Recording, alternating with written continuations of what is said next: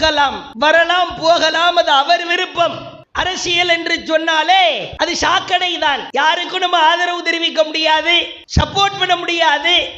ஓரளவு நம்மை தற்காத்து கொள்ள எவன் இருக்கிறானோ அவனுக்கு கையை காட்டலாம், அவ்வளவுதான். சமூகத்தை பாருங்கள். ஒரு பெண் பச்சையாய் பேட்டி கொடுக்கிறாள். எனக்கு அவனைதான் எனக்கு பிடிக்கும்னு என் புருஷனுக்கே இது தெரியும் அப்படின்றா. ஒரு இஸ்லாமிய பெண் தான். வெக்கமே இல்லாம பச்சையா என் பிள்ளைங்க கூட சொல்லுவாங்க, உனக்கு அந்த மாமாவை தானமா பிடிக்கும், அப்புறம் எதுக்குமா எங்களை பத்திங்க அப்படின்னு கேட்பாங்கன்னு கெக்க பைக்கன்னு சிரித்து கொள்வதை பார்க்கிறோம். எத்தனையோ இளைஞர்கள் இவன் பின்னால் செல்கிற அவள நிலையை பார்க்கிறோம்.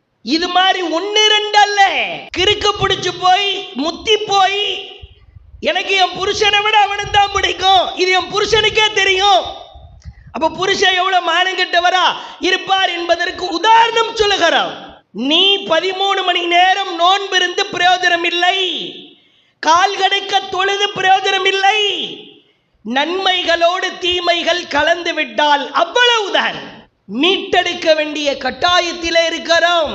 யாரெல்லாம் இப்படி நன்மைகளோடு தீமைகளை கலக்க பார்க்கிறார்களோ அவர்களை ஏகத்துவத்தின் பால், அல்லாஹ்வின் தூதரின் கொள்கையின் பால் மீட்டெடுக்க கடமைப்பட்டிருக்கிறார்.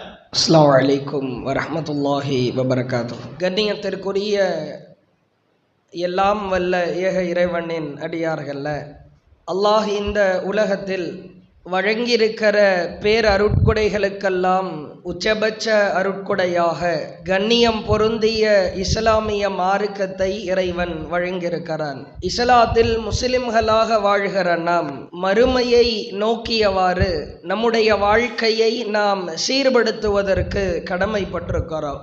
நீங்கள் சமகால முஸ்லிம்களில் ஓரளவு விவரம் அறிந்தது முதல் பெரியவர்கள் வரைக்கும் கணிசமான முஸ்லிம்களிடத்தில் இருக்கிற ஒரு மிகப்பெரிய குறையை நாம் கண்களுக்கு முன்னால் காண்கிறோம். இந்த அப்பட்டமான பலவீனம் யாரிடத்தில் இருக்கிறதோ அவர் கண்டிப்பாக மறுமையில் தோற்றுத்தான் போவார் என்று அல்லாஹுவின் தூதர் ஸல்லல்லாஹு அலைஹி வஸல்லம் அவர்கள் ஒரு சம்பவத்தின் மூலமாய் நமக்கு அழகாய் விளக்குகிறார்கள். முஸ்லிம்களை பார்க்கலாம், இணை வைக்கிற காரியங்களிலிருந்து ஓரளவு ஆண்டுதோறும் காலப்போக்கிலே தாவா பணிகளை செய்து தர்கா வழிபாடு, தாயத்து தகடு நம்பிக்கைகளிலிருந்து கணிசமான முஸ்லிம்கள் வென்றெடுக்கப்பட்டிருக்கிறார்கள். என்றாலும் கூட தாங்கள் செய்கிற நன்மைகளோடு, தாங்கள் தொழுகிற தொழுகைகளோடு, இறைவனுக்காக சிரமப்பட்டு நோர்க்கிற நோன்புகளோடு, பொருளாதாரத்தை அல்லாஹுவின் பாதையில் தர்மம் செய்துவிட்டு சிரமப்பட்டு சம்பாதித்த பொருளாதாரத்தை தர்மம் செய்த அந்த தர்மங்களோடு லட்சோப லட்ச பொருளாதாரத்தை செலவு செய்து அல்லாஹுவிற்காக இறைவனின் முதல் ஆலயம் காபாவிற்கு சென்று ஹஜ் செய்வதோடு சம வாழ்க்கையில் தீமைகளையும் கலந்து விடுகிற அவல நிலையை பார்க்கிறார். நன்மைகளோடு தீமைகள் கலக்கப்படுகிற ஒரு மோசமான சூழலில் இஸ்லாமியர்களாகிய நாம் வாழ்ந்து கொண்டிருக்கிறோம். மிக அழகான சம்பவம் சஹீஹ் புகாரியிலே பார்க்கலாம். நாம் சிரமப்பட்டு கஷ்டப்பட்டு சிறிது சிறிதாய் நம்முடைய குறுகிய வாழ்க்கையில் நன்மைகளையெல்லாம் சேர்த்ததற்கு பிறகு அந்த நன்மைகளோடு அசுத்தங்கள் தீமைகள் கலக்கப்பட்டால், மிக்ஸாகிவிட்டால் அல்லாஹ் நம்மை மன்னிக்க மாட்டான் என்று அல்லாஹுவின் தூதர் அவர்கள் ஒரு அழகான உதாரணத்தின் மூலம் நமக்கு விளக்குகிறார்கள். சஹீஹ் புகாரியிலே பார்க்கலாம், 4674வது செய்தி. ரொம்ப அழகான சம்பவம். அல்லாஹுவின் தூதர் அவர்கள் இந்த சம்பவத்தின் மூலமாய் விளக்குகிறார்கள். எனக்கு கனவிலே வஹியாய் எடுத்து காட்டப்பட்டது. 2 வானவர்கள் என்னிடம் வந்தார்கள். இரவு நான் உறங்கிக் கொண்டிருக்கிற வேளையில் 2 வானவர்கள் என்னிடம் வந்தார்கள். அதிலே வந்து என்னை ஒரு விசித்திரமான இடத்திற்கு அழைத்து சென்றார்கள். அல்லாஹுவின் தூதர் சொன்னார்கள், அதானி அல் லைலா, இரவிலே என்னிடத்தில் ஆத்தியானி இருவர் வந்து என்னை ஒரு இடத்திற்கு அழைத்து சென்றார்கள். அந்த இடம் எப்படி இருந்தது தெரியுமா? ஃபன்தஹைனா இலா மதீனத்தின் மப்னியா, அந்த நகரம் பிலபினின் ذهب வலபினின் ஃபித்தா, அந்த நகரத்தில் கட்டப்பட்டிருந்த எல்லா கட்டிடங்களும் ஒன்று அதனுடைய செங்கல் தங்கத்தால் இருந்தது அல்லது வெள்ளியால் இருந்தது. ஒரு இடத்திற்கு என்னை அழைத்து சென்று அந்த இடத்தில் ஏராளமான கட்டிடங்கள் இருந்தது. அந்த கட்டடங்களில் அத்துணை கட்டிடமும் தங்க செங்கலால் கட்டப்பட்ட கட்டிடம், வெள்ளி செங்கலால் செதுக்கப்பட்ட கட்டிடம். அப்பொழுது எனக்கு ஏராளமான விஷயங்கள் காட்டப்பட்டது. ஒரே ஒரு விஷயம் என்னை அதிர்ச்சிக்கு உள்ளாக்கியது. அல்லாஹுவின் தூதர் சொல்லுகிறார்கள், நான் அமர்ந்திருக்கிற சில மனிதர்களை பார்த்தேன். ஒரு பெருங்கொண்ட மனித கூட்டங்களை நான் பார்த்தேன்.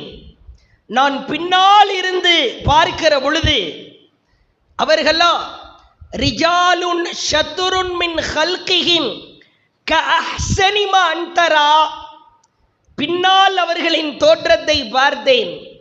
உலகத்தில் நான் பார்த்த தோற்றத்திலேயே உச்சபட்ச பேரழகு மிக்க தோற்றமாய் அந்த தோற்றம் இருந்தது. இதுவரைக்கும் இது போன்ற ஒரு பேரழகு மிக்க தோற்றத்தை நான் பார்த்ததே இல்லை. இவ்வளவு அழகா, இவ்வளவு பேரழகா என்ற ஆச்சரியத்தின் உச்சத்தில் நான் இருந்தேன். இவர்கள் யார்? இவர்களின் முன்னால் உள்ள பகுதியையும் பார்த்து விடலாம் என்று அப்படியே அவர்களை சுற்றி முன்னால் வந்தேன்.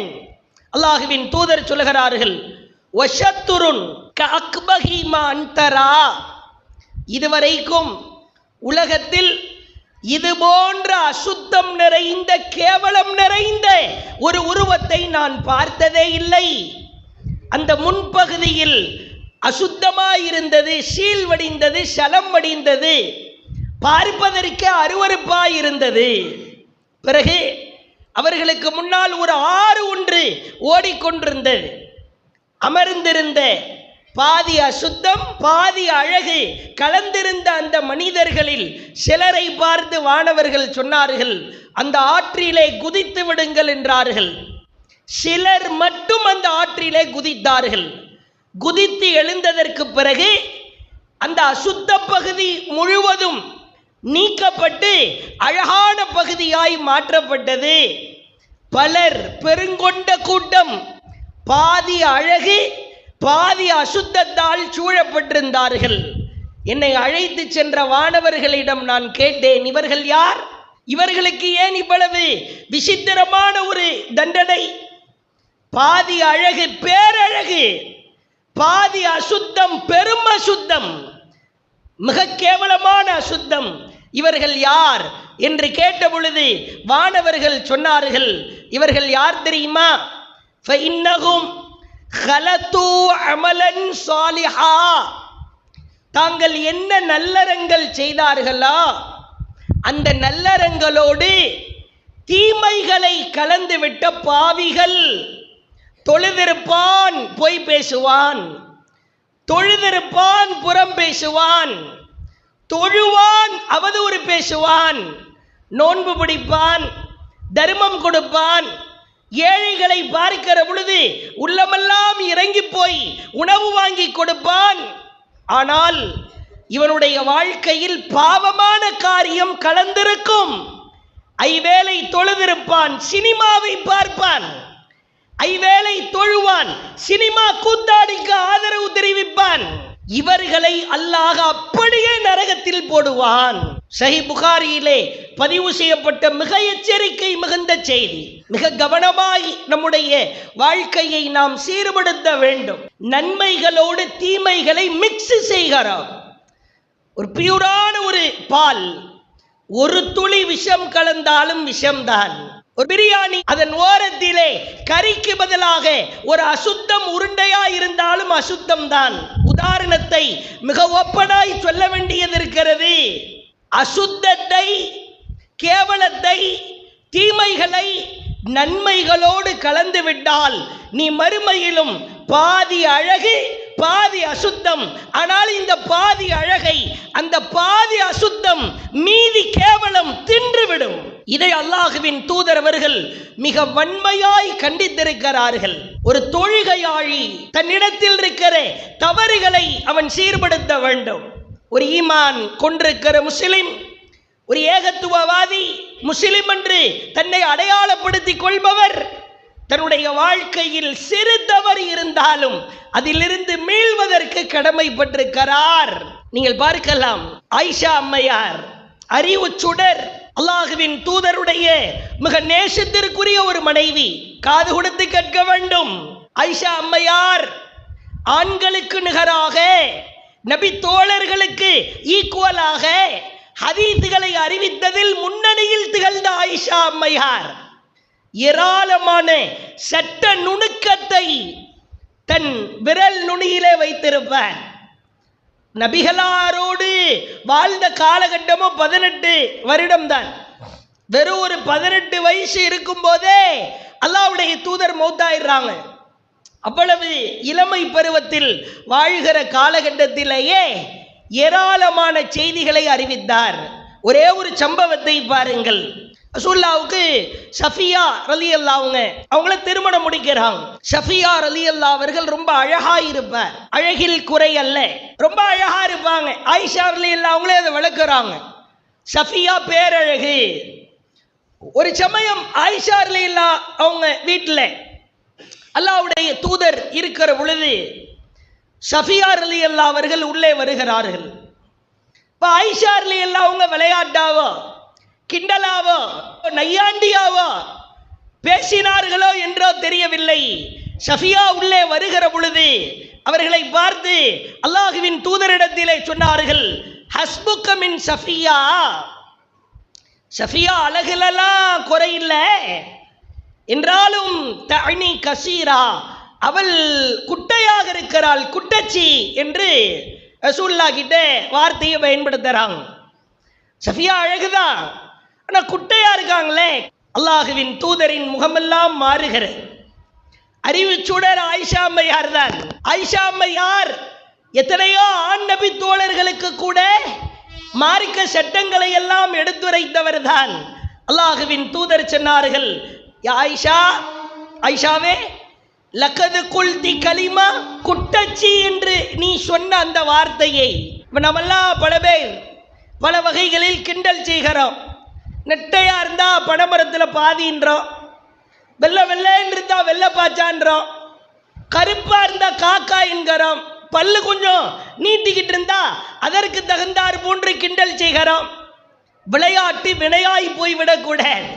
அல்லாஹுவின் தூதர் சொன்னார்கள், லகது குல்தி கலிமா, ஆயிஷாவே நீ சொன்ன இந்த வார்த்தையை லவ் முஸிஜத் பிமாயின் பஹர், கடல் நீருக்குள் போட்டால், சொன்ன குட்டச்சி என்கிற இந்த வார்த்தையை எடுத்து கடல் நீருக்குள் போட்டால் லமஸஜ்தஹு, கடல் நீரே அழிந்து நாசமாய் போய்விடும், அதிலே இருக்கிற உயிரினங்கள் அனைத்தும் செத்து போகும். சாதாரண வார்த்தையை நீ சொல்லவில்லை. சாதாரண வார்த்தையா நீ சொன்ன வார்த்தை? சொல்லிவிட்டு அல்லாஹ்வுடைய தூதர் அடுத்து சொல்லுகிறார்கள், என்ன பார்க்கிறாய் தானே, நான் எப்படி இருக்கிறேன்? யாரை பற்றியாவது குறை சொல்லுகிறேனா, கிண்டல் செய்கிறேனா? இப்ப என்னோடு இருந்து கொண்டு நீ இந்த வார்த்தையை பயன்படுத்த கூடாது என்று, நன்மை கடலாகவே இருந்தாலும் ஒரு சிறிய பாவம் கலந்து விடுகிற பொழுது அது அந்த நன்மையை பாழாக்கிவிடும் என்பதற்கு அல்லாஹுவின் தூதர் சொன்ன அழகான உதாரணத்தை பார்க்கிறோம். நம்மெல்லாம் பயன்படுத்துகிற வார்த்தை சுப்ஹானல்லாஹ், அல்லாஹ் காப்பாற்ற வேண்டும். நீங்கள் பார்க்கலாம், சமூகத்திலே இஸ்லாமிய சமூகம்தான் ஒரு கூத்தாடி அரசியலிலே நிற்கிறான். யார் வேண்டுமானாலும் நிற்கலாம், வரலாம், போகலாம், அது அவர் விருப்பம். அரசியல் என்று சொன்னாலே அது சாக்கடை தான். ஒரு உதாரணம் கூட தமிழிலே சொல்லுவார்கள். ஒரு உயிரினத்தின் பெயரை சொல்லி இதற்கு முன்விட்டையாய் இருந்தால் என்ன, பின்விட்டையாய் இருந்தால் என்ன என்பார்கள். அரசியலும் அப்படித்தான். யாருக்கும் நம்ம ஆதரவு தெரிவிக்க முடியாது, சப்போர்ட் பண்ண முடியாது. ஓரளவு நம்மை தற்காத்து கொள்ள எவன் இருக்கிறானோ அவனுக்கு கையை காட்டலாம், அவ்வளவுதான். சமூகத்தை பாருங்கள். ஒரு பெண் பச்சையாய் பேட்டி கொடுக்கிறாள். எனக்கு அவனைதான் எனக்கு பிடிக்கும்னு என் புருஷனுக்கே இது தெரியும் அப்படின்றா. ஒரு இஸ்லாமிய பெண் தான். வெக்கமே இல்லாம பச்சையா என் பிள்ளைங்க கூட சொல்லுவாங்க, உனக்கு அந்த மாமாவை தானமா பிடிக்கும், அப்புறம் எதுக்குமா எங்களை பத்திங்க அப்படின்னு கேட்பாங்கன்னு கெக்க பைக்கன்னு சிரித்து கொள்வதை பார்க்கிறோம். எத்தனையோ இளைஞர்கள் இவன் பின்னால் செல்கிற அவள நிலையை பார்க்கிறோம். நீங்கள் யோசித்து பாருங்கள், ஒரு நியாயமாய் சிந்தித்து பாருங்கள். இந்த ஒரு இஸ்லாமிய பெண் கண்டிப்பா தமிழ்நாட்டை சார்ந்தவதான், ஏதோ ஒரு ஜமாத்தை சார்ந்தவளாக இருப்பாள். இது மாதிரி தௌஹீது கொள்கையை பின்பற்றுகிற அல்லது தௌஹீது ஜமாத்தில இருக்கிற ஒருவர் பேட்டி கொடுத்தால் நாம் சும்மா விட்டுருப்போமா? யாரு, அவங்க பின்னணி என்ன, யாருடைய உறவினர், அவ்வளவு அறிவுரைகள் சொல்லப்பட்டிருக்கும். எங்கள் மஹல்லா என்கிறார்கள், எங்களுடைய ஜமாத்தை சார்ந்தவர்கள் என்கிறார்கள். ஆனால் இது மாதிரி ஒன்று ரெண்டு அல்ல, கிறுக்கு பிடிச்சு போய் முத்தி போய் எனக்கு என் புருஷனை விட அவனுக்கு தான் பிடிக்கும், இது என் புருஷனுக்கே தெரியும். அப்ப புருஷன் எவ்வளவு மானங்கெட்டவரா இருப்பார் என்பதற்கு உதாரணம் சொல்லுகிறோம். நீ 13 மணி நேரம் நோன்பு இருந்து பிரயோஜனம் இல்லை, கால் கடுக்க தொழுது பிரயோஜனம் இல்லை, நன்மைகளோடு தீமைகள் கலந்து விட்டால் அவ்வளவுதான். மீட்டெடுக்க வேண்டிய கட்டாயத்திலே இருக்கிறோம். யாரெல்லாம் இப்படி நன்மைகளோடு தீமைகளை கலக்க பார்க்கிறார்களோ அவர்களை ஏகத்துவத்தின் பால், அல்லாஹுவின் தூதரின் கொள்கையின் பால் மீட்டெடுக்க கடமைப்பட்டிருக்கிறார். யாரையும் அவர்கள் அறியாமலோ தெரியாமலோ அல்லது தெரிந்தோ செய்தாலும் இறை வார்த்தையின் மூலம், இறை தூதரின் வாழ்க்கையின் மூலம் அவர்களை மீட்டெடுக்க வேண்டும். நீங்கள் பார்க்கலாம், அழகான சம்பவம். அல்லாஹுவின் தூதர் காலத்திலே நன்மையோடு தீமையை கலக்க பார்க்கிற ஒரு சம்பவம் அரங்கேறுகிறது. நபிகளார் எப்படியெல்லாம் அதை வழிநடத்துகிறார்கள் என்று பாருங்கள். அபு மர்சத் என்கிற ஒரு நபி தோழர், அபு மர்சத், இவர் மக்காவில் இருக்கிற பொழுது காஃபிராக இருக்கிறார். பிறகு ஹிஜ்ரத் செய்து மதீனாவிற்கு வருகிறார். அவ்வாறு வருகிற பொழுது இஸ்லாத்தை ஏற்கிறார், உளமாற உள்ளத்திலே பதிய வைக்கிறார். ரசூலுல்லாஹ் ஒரு வேலை கொடுக்கிறாங்க. சமகால இளைஞர்கள், இளைஞர் பெண்கள், இவர்களுக்கெல்லாம் இந்த செய்தி மிக அழுத்தமான வாழ்க்கை பாடம். நன்மைகளோடு தீமைகளை யாரெல்லாம் கலக்க பார்க்கிறார்களோ அவர்களை நபி வழி நடத்திய செதுக்கிய பாடம். அப்ப ரசூலுல்லாஹ் ஒரு ஒர்க் கொடுக்கறாங்க, மக்காவிற்கு நீ போக வேண்டும், அங்க இஸ்லாமிய கைதிகள் சிலரை எதிரிகள் பிடித்து வைத்திருக்கிறார்கள், அவர்களை மீட்டெடுத்து கொண்டு வர வேண்டும் என்கிற ஒரு வேலையை கொடுக்கறாங்க. இவருக்கு உள்ளத்துல பக்கு பக்குன்னு அடிக்குது. மக்காவுக்கு போகணும்னு சொல்லும் போது மூஞ்சப்படி மாறுது. என்ன பிரச்சனை? அவரை சொல்லுகிறார், மக்காவில் நான் காஃபிரா இருக்கிற பொழுது எனக்கு அனாக் அப்படின்ற பேர்ல ஒரு காதலி உண்டு. நான் அந்த முசீபத்தை எல்லாம் தூக்கி போட்டுட்டு அவ வேண்டாம், அவ லவ் வேண்டாம், காதல் வேண்டாம், இஸ்லாம் தான் வேண்டும் என்று மதீனாவிற்கு வந்ததற்கு பிறகு மீண்டும் என்னை மக்காவிற்கு அனுப்புகிறார்கள். இப்ப எனக்கு பயமா இருக்குது, அந்த முசீபத்தை பார்த்துடக்கூடாது. அல்லாஹ் அப்படித்தான் சோதிப்பான். நாம் எதில் உறுதியா இருக்கிறோமோ அதைத்தான் அல்லாஹ் கண்ணுக்கு முன்னாடி காட்டுவான். இது இறைவன் சோதிப்பதில் நமக்கு கொடுக்கிற ஒரு உச்சபட்ச சோதனை. மக்காவிற்கு வருகிறார், மதீனாவில் இருந்து புறப்பட்டு மக்காவிற்கு வருகிறார். அந்த கைதியை பார்த்து விட்டார், அவர் விலங்குகளை உடைத்து விட்டார். அந்த கைதியை அப்படியே தூக்கியவாறு, கொஞ்சம் விலங்க உடைக்க முடியல, உடனே அவரை பிடிச்சி எப்படியாவது ரசூலுல்லாஹ் பொறுப்பு கொடுத்துட்டாங்க, செஞ்சே ஆகணும். அந்த கைதியை தன் கைவசம் பெற்றுக்கொண்டு திரும்பலாம் என்று நினைக்கிற பொழுது எந்த முசீபத்தை அந்த ஷைத்தானை பார்க்க கூடாது என்று நினைத்தாரோ அந்த அனாக் காதலி இவர் கண்களுக்கு முன்னால் வந்து நிற்கிறார். இருட்டா இருக்குது. அந்த அம்மா அந்த அனாக் பார்க்கிறார். ஃபகாலத் மர்சத், பார்த்தா மர்சத் மாதிரி தெரியுது. மர்சத் தானா? அவர் பேர் அபு மர்சத். இவர் சொல்லுகிறார் ஃபகுல்து மர்சத், ஆம் நான் மர்சத் தான். ஃபகாலத் மர்ஹபா வ ஹலன் வ ஹலும், ஓ வரவு, வெல்கம், நல்வரவாகட்டும், ரொம்ப ஹாப்பி எனக்கு. சொல்லாம கொள்ளாம ஓடி போயிட்டேன். நீண்ட நாளுக்கு பிறகு நாம் சந்திக்கிறோம். சந்திக்கும் பொழுது அந்த நபி தோழருக்கு அவர் கொடுக்கிற விருந்தை பாருங்கள். ஃபபித் இந்தனல் லைலா, வா நைட்டு தங்கிட்டு போலாம், வீட்டில் யாரும் இல்லை, நான் மட்டும்தான் இருக்கிறேன், இரவு தங்கிவிட்டு செல்லலாம். அல்லாஹ் அக்பர். அல்லாஹுவின் தூதர் நடத்துகிற பாடத்தை பாருங்கள்.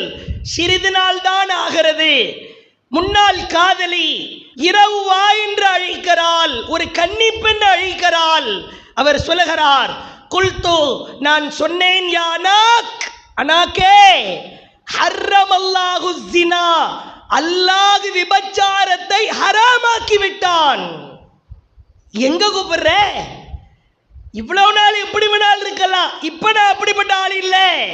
பிறகு அவளுக்கு கடுப்பாயிருது. கைதியை பிடிக்க வந்த மரிசத்தை அவளே போட்டு கொடுக்கிறாள். எதிரிகளை இங்க வாங்க, நீங்க கட்டி வச்சிருந்த கைதியை ஒருத்தன் பிடிச்சிட்டு போறேன் வந்திருக்கிறான் அப்படின்ன உடனே எதிரி கூட்டம் எல்லாம் ஓடி வருகிறேன், துரத்தி வருகிறார்கள்.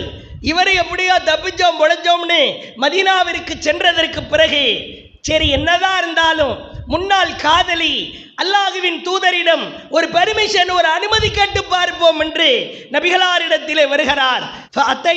ரசூலல்லாஹ், அல்லாஹுவின் தூதரிடம் வந்தேன். யார் ரசூலல்லாஹ், அல்லாஹுவின் தூதரே, மக்காவிற்கு சென்றேன், முன்னாள் காதலியை பார்த்தேன். அனாக் என்று எனக்கு ஒரு காதலி உண்டு, அவள் வா என்று அழைத்தால் நான் விபச்சாரம் செய்ய மாட்டேன் என்று சொல்லிவிட்டு திரும்பி விட்டேன். யார் ரசூலல்லாஹ், அன்கிகா அனாக், நான் விபச்சாரம் செய்யல, ஆனா அனாக்க கல்யாணம் பண்ணிக்கலாமா? இப்ப அல்லாஹுவின் தூதர் அவர்கள் அப்படியே சற்று நேரம் அமைதியாக இருக்கிறார்கள். இவருக்காகவே திருக்குரானில் வசனம் இறங்குகிறது. 24வது அத்தியாயம் 3வது வசனம் அல்லாஹ் இறக்குகிறான். அஸ்ஸானி லா யன்கிஹு இல்லா ஸானிஹா அவ் முஷ்ரிகா, ஒரு இணை கற்பிக்கிற ஆண் ஒரு இணை கற்பிக்கிற பெண்ணையோ விபச்சாரியையோ தவிர திருமணம் முடிக்க மாட்டான். ஒரு இணை கற்பிக்கிற பெண் ஒரு இணை கற்பிக்கிற ஆணையோ விபச்சாரம் செய்தவனையோ தவிர திருமணம் முடிக்க மாட்டார். வஹுர்ரிம ذلك على المؤمنين, முஃமின்களுக்கு இதை அல்லாஹ் ஹராமாக்கி விட்டான். ரசூலுல்லாஹ் ஓதி காட்டுறாங்க. உடனே அடுத்த நாளை புறப்படுகிறார். அல்லாஹ்வின் தூதரே, இதை போய் நான் அனாக்கிட்ட சொல்லிட்டு வந்துடுறேன், நீ எனக்கு ஹராம்னு சொல்லிட்டு வந்துடுறேன். வருகிறார். அனாக்கே, நீ இஸ்லாத்திற்கு வந்தால் நீ ஹலால், இல்லாவிட்டால் நீ ஹராம். நான் இஸ்லாத்துக்கு வரமாட்டேன்றா அவ, நீ எனக்கு தேவையில்லை என்று தூக்கி எறிந்து விட்டு வருகிறார். எப்படிப்பட்ட வாழ்க்கை பாடம் என்று பாருங்கள். மீட்டெடுக்க வேண்டிய கட்டாயத்தில் இருக்கிறோம். நீ எப்படி வாழ்கிறாய்? யாரை பார்த்தாலும் தற்குறின்னு விமர்சிக்கிறதா, அணில் குஞ்சு கூட்டம்னு விமர்சிக்கிறதுலையோ பிரயோஜனமே கிடையாது. அவன் எதில் தடுமாறி போகிறானா? சினிமாவில் சீரழிந்து போகிறானா? விபச்சாரம் செய்கிற காரியத்திலே மூழ்குகிறானா? கூத்தாடிக்கு பின்னால் செல்கிறானா? அல்லது அவனை வழிகெடுக்க செய்கிற காரியம் என்ன? அதை பார்த்து அன்னலாரின் வாழ்க்கையில் அவனுக்கு பாடம் நடத்த வேண்டும். அவ்வாறு நடத்துகிற பொழுதுதான் நன்மைகள் தீமைகளோடு கலக்கப்படாமல் மிக சிறப்பாய் அவனுடைய வாழ்க்கையில் அவன் வாழ முடியும். இறுதியாய் ஒரே ஒரு செய்தியை பாருங்கள். நபிகளார் காலத்தில் இஸ்லாத்திற்காக இறைவனுக்காக வாழ வேண்டும் என்று முடிவெடுக்கிற ஒரு தம்பதியினர் தன்னுடைய வாழ்க்கையையே அர்ப்பணிக்கிறார்கள். இவர்களெல்லாம் நன்மைகள் தீமைகளோடு கலக்கப்படக்கூடாது, இஸ்லாத்தில் பரிசுத்தமாய் வாழ வேண்டும். எப்படி வாழ முடியும்? என்னுடைய உள்ளத்தில் உலக ஆசைகளை விட, நான் நேசிக்கிற ஒரு நபரை விட, நான் விரும்புகிற ஒரு பொருளை விட அல்லாஹும் அல்லாஹுவின் தூதரும் தான் எனக்கு உச்சபட்சத்தில் இருக்க வேண்டும் என்று யார் முடிவெடுக்கிறாரோ அவர் உண்மையில் கண்டிப்பாய் சொர்க்கத்திற்குரியவராகத்தான் இருப்பார். அல்லாஹ்வின் தூதர் காலகட்டத்தில் நடைபெற்ற உஹது யுத்தக்களம் ரொம்ப கடுமையான ஒரு போர். இந்த உஹது போரிலே நபி கொல்லப்படுகிறார் என்கிற செய்தி காட்டுத்தீயாய் பரவுகிறது. ரசூலுல்லாவை கொன்னுட்டாங்க. அல்லாஹ்வுடைய தூதர் அவங்கள்ட்ட ஹந்தலா அப்படின்ற ஒரு நபி தோழர் போர் நடக்கிறதுக்கு முன்னாடியே வந்து பெர்மிஷன் கேட்கிறார்.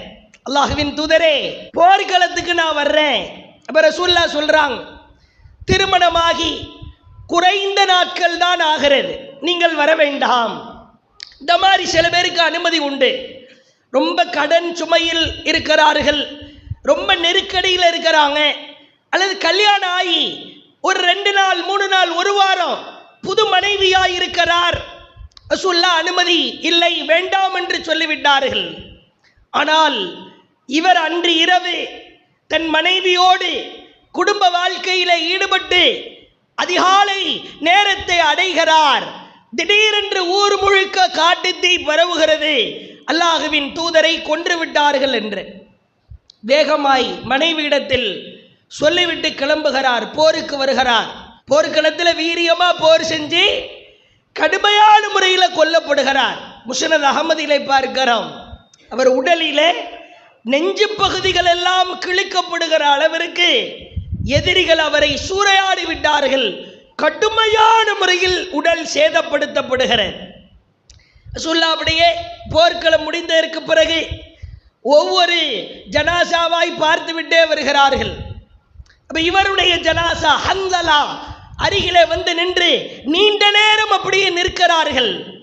அல்லாஹ்வின் தூதர் நின்றுவிட்டு நபி தோழர்களிடம் கேட்கிறார்கள், இவர் ஹந்தலா, இவரை சுற்றி ஒரு அதிசயமான ஆச்சரியமான ஒரு சம்பவம் நடைபெறுவதை பார்க்கிறேன்.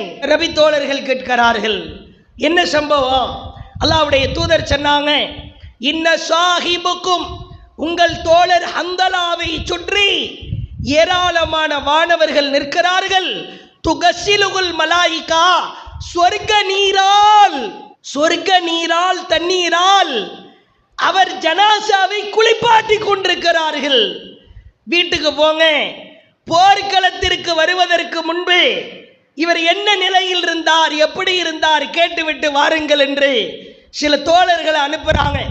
வீட்டுக்கு போனவுடனே அந்த அம்மாட்ட தகவல் சொல்லப்படுது, புருஷன் இறந்துட்டாரு, கொல்லப்பட்டுட்டாரு. ஆனா ஒரு முக்கியமான மேட்ரு, அவரை சுற்றி வானவர்கள் குளிப்பாட்டி கொண்டிருக்கிறார்களாம்.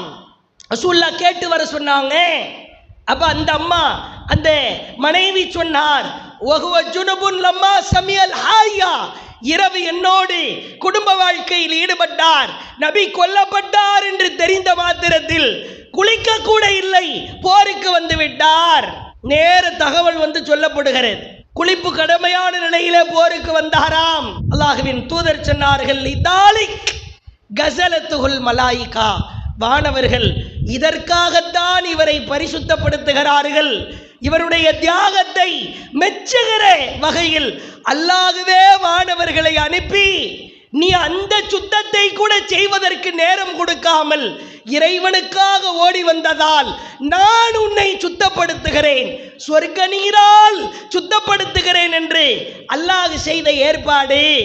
எப்படிப்பட்ட வாழ்க்கை என்று பாருங்கள். புதுசா கல்யாணம் ஆகி கொஞ்ச நாள் தான் ஆகுது, ரசூலுல்லாஹ் வேணாம்னு சொல்லிட்டாங்க. இருந்தாலும் இறை தூதருக்காக வாழ்வேன், இறைவனுக்காக வாழ்வேன்.